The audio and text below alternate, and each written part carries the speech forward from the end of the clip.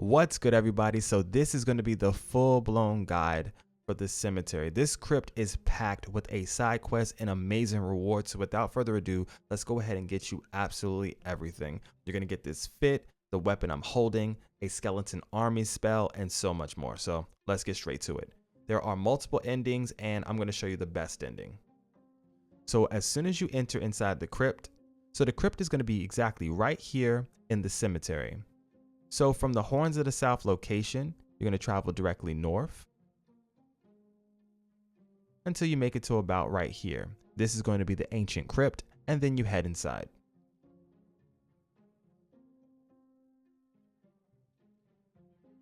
Now, once you head inside the crypt, there's a couple of things you want to go ahead and do. First things first, this is Abhartach. Right next to Abhartach is going to be a book. You want to go ahead and pick up the book and read it. All of those amazing items are going to be yours for the taking right after you read the book. So it's a must-have. Once you finish reading the book and you have your new recipes, you then want to talk to Abhartach.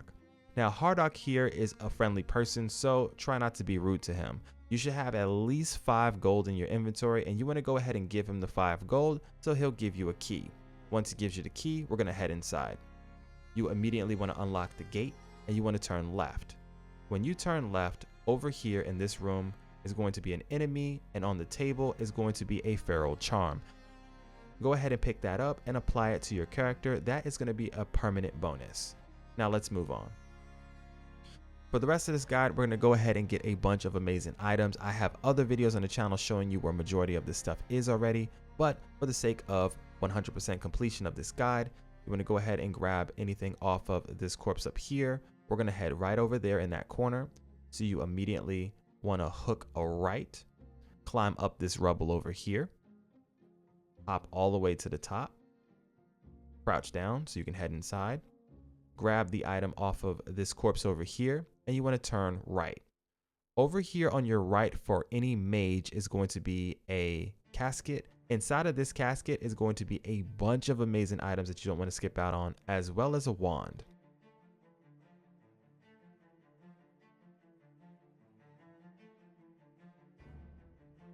The wand in question is going to be the Essence Channeler. It's an amazing wand that does 16 to 20 damage, 15 spell power, 50 block, and blocking regenerates 100% of your magical damage, as well as attacks regenerate 10% of damage dealt as mana. So pretty awesome. If you want to just have infinite mana while you're throwing all types of spells, this is going to be the beginning of your best friend. Moving on from here, you want to turn around. You don't want to jump down just yet because we're going to go out a different pathway. Make your way all the way to the opposite side, and you're going to be able to grab a 2-handed hammer for any melee build.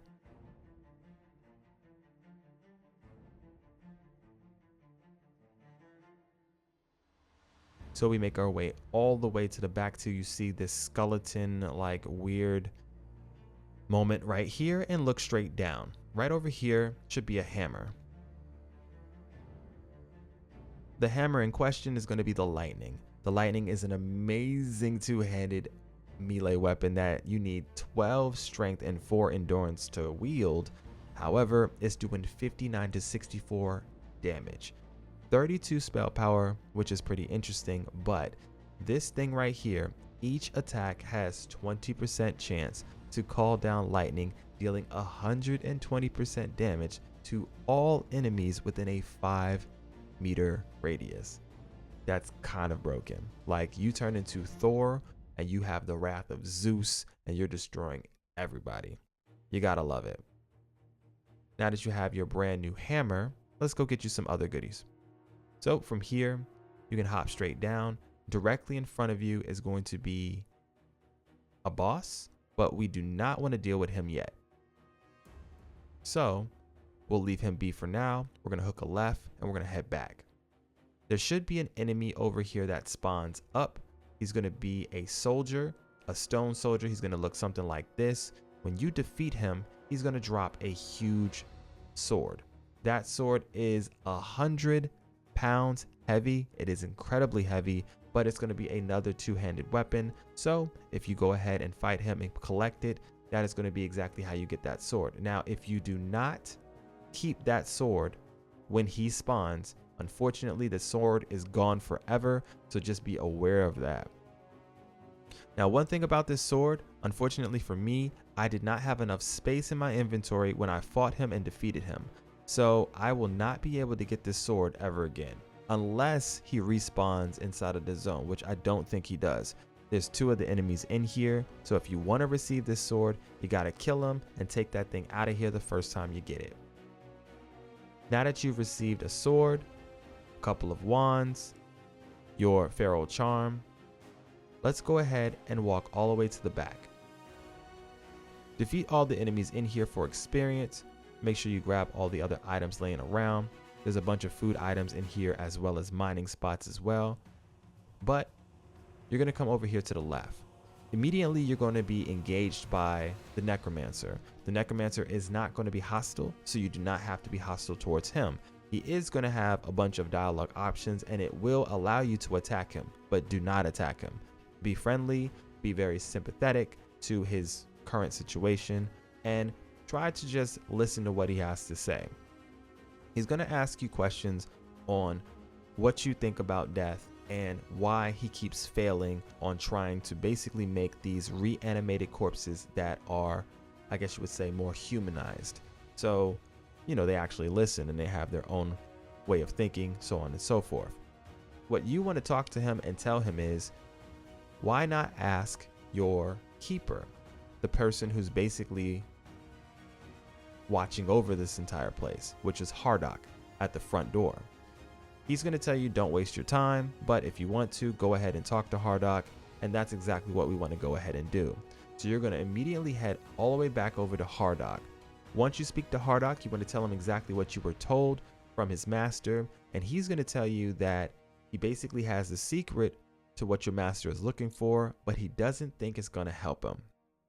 Regardless, you want to take that secret, bring it all the way back over to the Necromancer, and tell him exactly what Abhartach told you. You don't want to be rude about it, you just want to let him know that that's the truth, and Abhartach is going to have an epiphany, at which point things are going to happen, and then you're going to have to make a decision, which you don't really have a choice, because once you take this guy out, not only will you receive a bunch of spells from him, like the burning Embers Spell, you're also going to receive the skeleton army spell, which is pretty awesome. And you're going to get this amazing wand right here, the Skull Staff wand, as well as a bunch of different types of equipment. You're going to get this right here, the Necromancer's mask and the Necromancer's robe, which is going to be light armor. Light armor is the one thing that every single mage in this game definitely wants to be utilizing, because this will allow us to get more movement speed, more casting speed, just everything that we need in our life. Mana regeneration, yes, this is where it's at. Always go for a light load if you can. Regardless, you're going to get both of these, and you're going to get yourself another set, which is going to be this one right here, the Revenant set. Now, the thing about the Revenant set, you won't get this immediately, you're going to get the recipe for it. You're going to have to go outside and fight a bunch of skeletons, collect their skulls and their bones and some other items, so that you can go back to the keep and go ahead and try to make this armor set.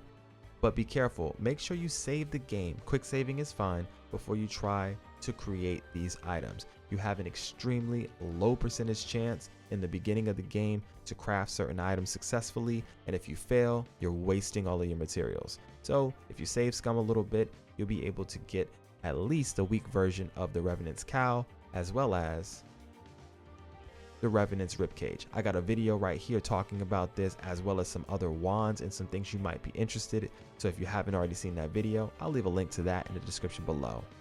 Now that's not all. Once you've taken this guy out, unfortunately we have to go back to Abhartach and talk about the news. So we're going to make our way all the way back over to the entrance, go back to Abhartach, and report to him about everything that's happened. Unfortunately, or fortunately for Abhartach, he already knows, and he's going to be very sympathetic with everything that's happened, and he's going to be thankful for you for basically trying your best, or at least getting involved. Now, he's also going to give you a pretty cool item that you will not be able to use immediately. That's going to be this right here, the Abhartach's Calling. This insane spell has two things.